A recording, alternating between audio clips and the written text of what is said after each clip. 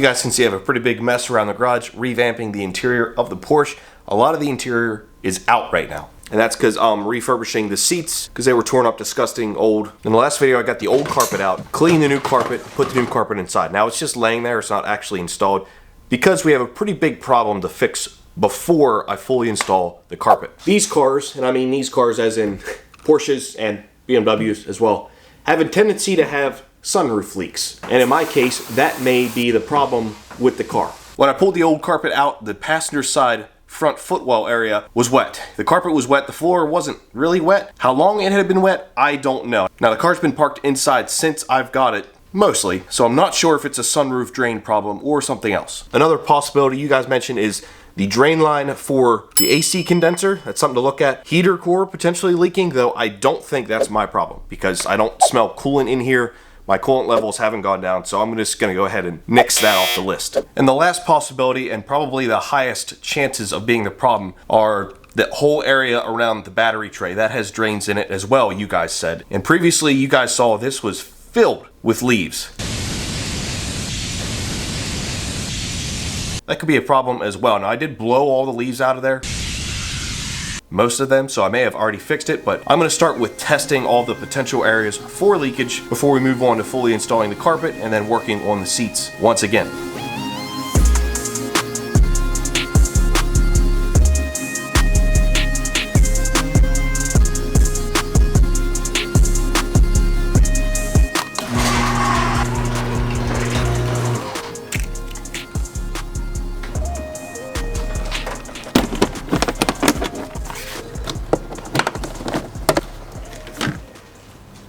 It's hard to get the car neutral without a shifter.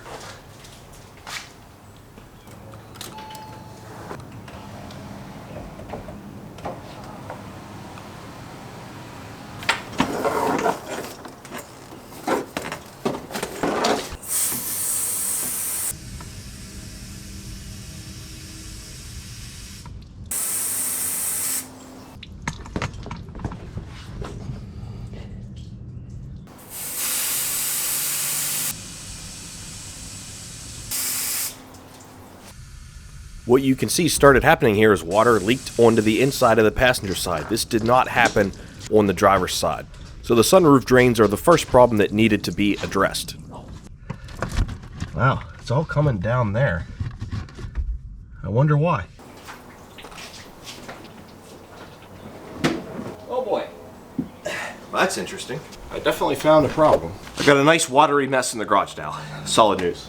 So what I figured out so far, I do believe the passenger side sunroof drain is leaking, but I'm not exactly sure how or why. I basically disconnected the tube from inside, which looks like it goes into the fender, maybe, and then hooked that tube up to another tube that went into a spray bottle, sprayed water in there. Water came out of the drain tube, but it also leaked elsewhere, if that makes any sense. It's kind of running down like the passenger side area where your right foot would be along that wall near the door hinge. I'm gonna jack this thing up, take the wheel off, and do some more diving. First thing I wanted to do was clear out these cowls up by the battery tray because I didn't do a good enough job last time, and I could tell there was a bunch of crap shoved in the drains. Now, was that the cause of my problem? I don't know, but I did get it cleaned out of there. My next thought was to take a peek inside the passenger side front footwell just to see if I could see anything obvious that would block the drain or etc. Me not really knowing what I was looking for, but I figured it was a good place to start. I hate removing wheel liners. They're always finicky to get back in. They're hard to fit, and they usually have a bunch of different bolts, nuts, and clips, which is exactly how the 996 is.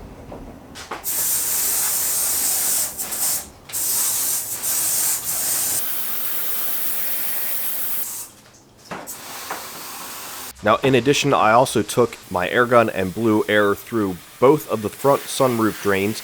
They didn't seem to have any kind of blockage in them while blowing air through them, so that seemed fine. So the last thing to do really was to test it all again.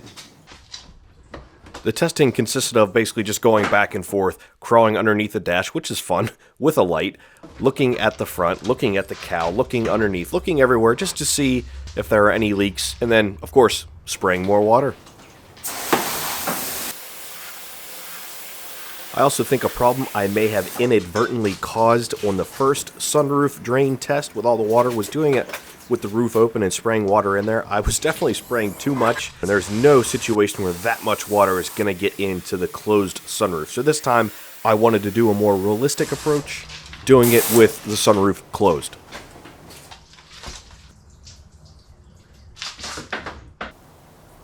Whew!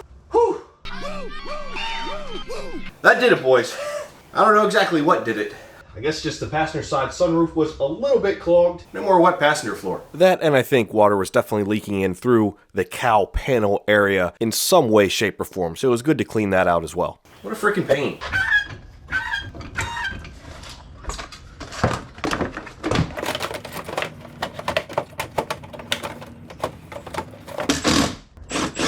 What's nice is situations like this, where this car was missing a clip and a bolt, I just got a whole new kit from Amazon.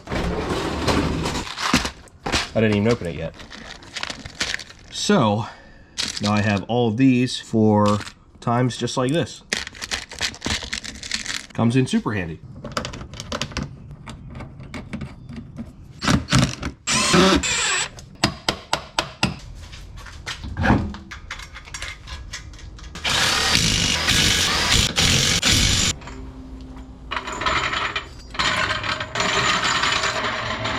This video is once again sponsored by the awesome people over at The Ridge. If you don't know much about The Ridge, well, they make awesome wallets, and they make even more products as well. This is their Base Camp Orange kit, and it comes with, of course, the wallet, key case, and this awesome heavy-duty thick metal pen. This is like the nicest feeling pen I've ever had. They all come in this matching Base Camp Orange color. Now, if you think Base Camp Orange is the only color they have, you're mistaken. They have a ton of them. They actually have over 30 different color options. What's great about these wallets is they're super stylish and slim, yet they can still hold 12 cards plus cash. If you'd like to get any of these products, head to theridge.com/Ross. That'll get you 10% off your order. The Ridge is so confident in their products, you can actually try them out for 90 days, and if you don't like them, send them back for a full refund. Not only that, these also come with a lifetime warranty. These can replace those bulky old leather style wallets that go in your back pocket, and these nice new slim ones could just slide in your front pocket, don't take up a lot of room, and still hold everything you need. Plus they have RFID blocking built in. Save money using my link, that is ridge.com/Ross. That'll get you 10% off your order. This isn't good. I got water everywhere. I couldn't get the car outside because I don't have the shift lever attached. I don't have seats in it, and it's not great.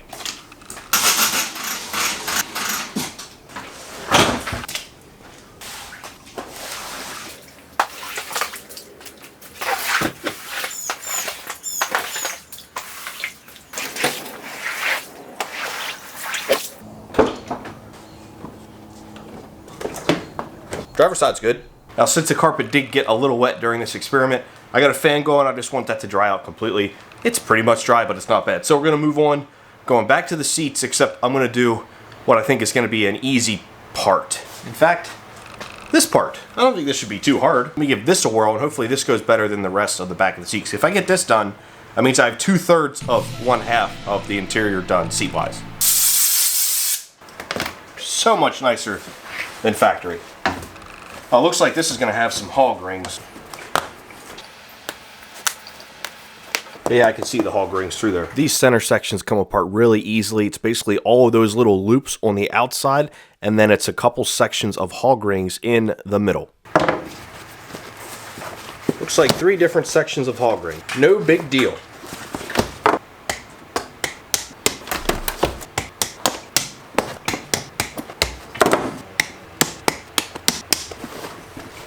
Wasn't bad at all. Essentially the same exact thing, except one is nice leather and one is old, stinky, cigarette, worn out, moldy, nasty leather.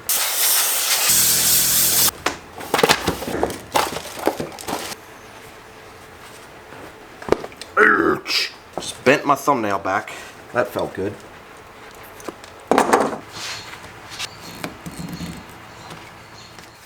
If you're new to hog rings, and I am, this is my first ever project with them, they're actually pretty easy to install. You just got to make sure you get the hog ring itself deep enough where it needs to go and make sure it stays in the pliers, clamp it down, you're good to go. That's a good start. Now all of these, I guess I have to cut holes or Cut holes is right. It was super tedious. I had to cut a hole for each and every one of those outside rings and slip the leather over top of it. It was not fun, but relatively easy.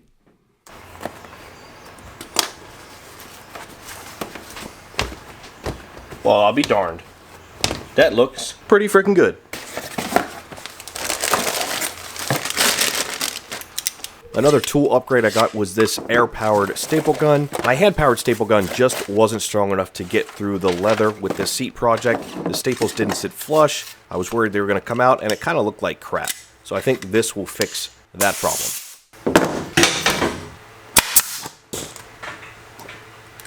Well, that's way better.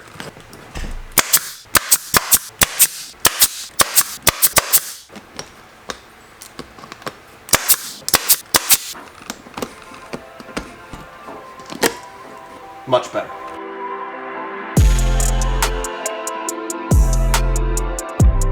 What'd I tell you? Those staples look much better, right? And this is just a staple gun from Amazon along with the Hog Ring pliers kit. I'll have them linked below for you guys.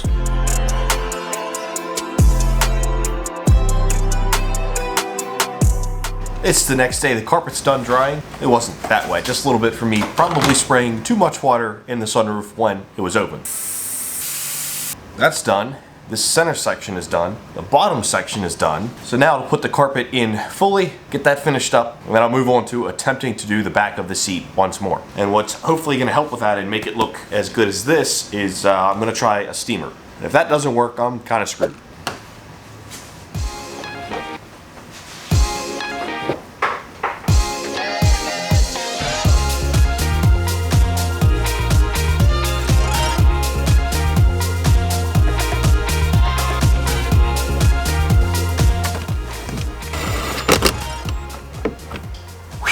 Let me tell you, getting that gas pedal through the carpet, hooked up and working and feeling correctly and slotted in, that sucked. It was not easy. Hopefully the rest of it goes smoother.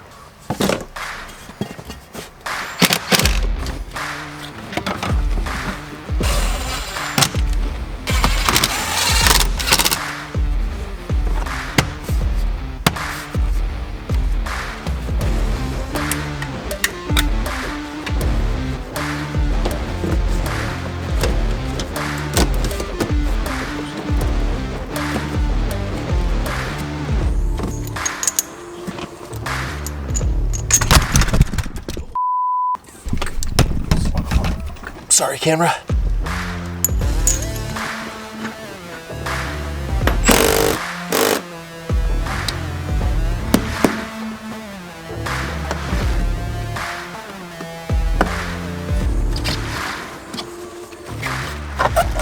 Porsche, in all their infinite wisdom, makes one part of the carpet that's glued in. That just doesn't make any sense to me.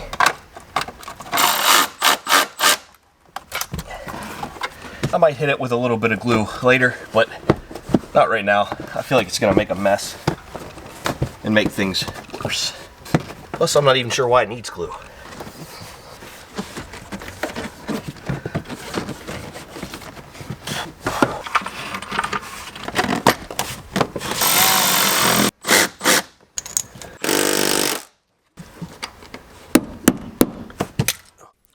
This is the first Porsche I've ever had, certainly the first 996, and I will say the interiors on these cars are put together in a pretty good way. It seems like the engineers thought about how easy this would be to take apart, put back together, fix, etc.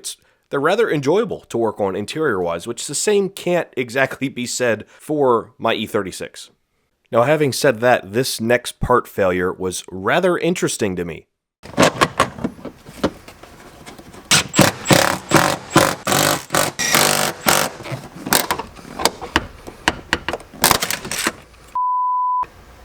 Well, I did not know that was even possible to break an entire e-brake assembly, but I just did. Holy crap. To be fair, this thing looked like crap before.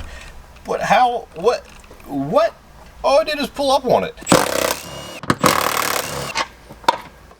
Well, the question is now, do I turn this into a little welding project? Because I need to start practicing TIG welding again. Or some dirty old aluminum. I don't know. we'll see. I gotta see how much a new e-brake handle is. I'm guessing it's Porsche taxed heavily. Now I'm gonna take this opportunity, a little bit of free time, and now that the inside is mostly put back together, I'm gonna leave out the center console and such for now. Obviously I gotta fix that e-brake situation, but I am now armed with a steamer. So there's that. I have some new knowledge and I'm gonna try to get this back on again. Wish me luck.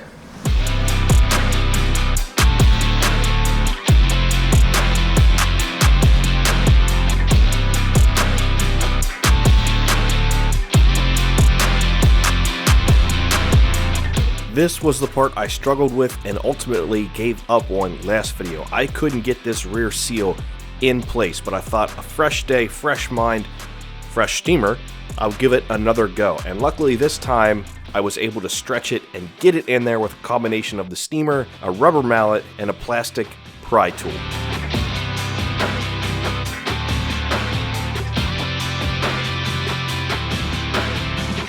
The next challenging part was getting the inner clips in, and those are basically just metal clips, and then the leather has built-in like plastic piping that you slide into those clips. It's not exactly easy to do because there's a lot of pressure involved, a lot of finagling. I used a screwdriver and a combination of a plastic pry tool, but I was able to get them clipped in. I also had to cut holes in this new leather. We'll go over that more in a second, but then I moved on to installing the center section, which is the easiest part. It just hooks in up top, wraps under the bottom, and hooks in again. If you can't tell, I'm pretty much out of breath. I'm not sure, upholstery people must be like really fit because this is physically exhausting. I got the back on, so I don't know. I think the combination of the steamer maybe helped a little bit. I think just perseverance more than anything. I have to cut a couple more holes in this leather, which I'm not happy about, but I got to do it. Tell me this wouldn't make you nervous. Certainly a little nerve-wracking, because if you cut this hole too big, well, there's no going back.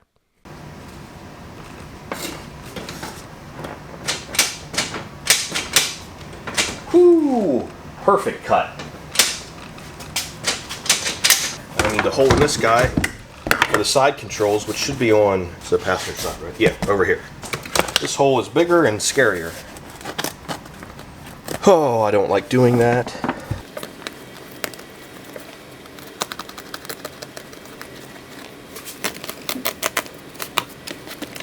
No idea if that hole is big enough. We'll see.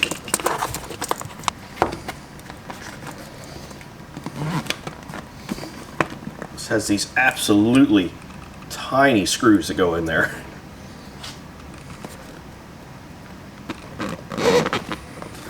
Alright, controller is in there. Not that half these are going to work anyway, but it is in place at least.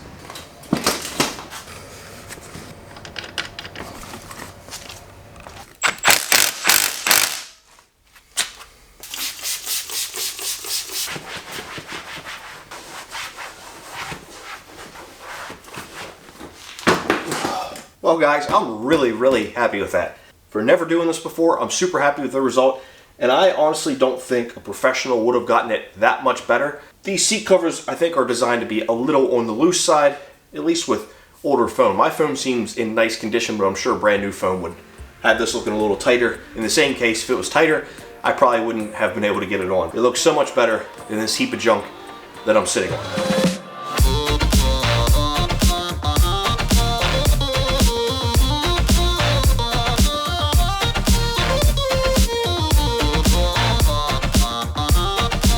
To say I'm happy with how this seat came out is an understatement.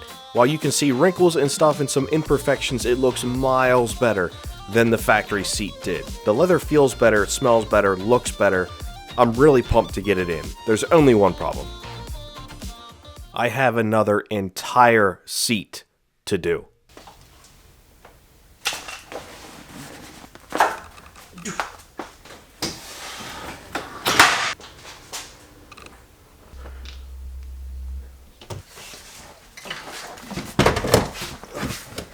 Motors, still gotta test them, except I have to be careful with this one because, you know, it's nice so I can test these motors. They're not all gonna work. all these motors aren't going to work, but this is a project I'm going to take on another day, another time. Wow, there's so many wires down here.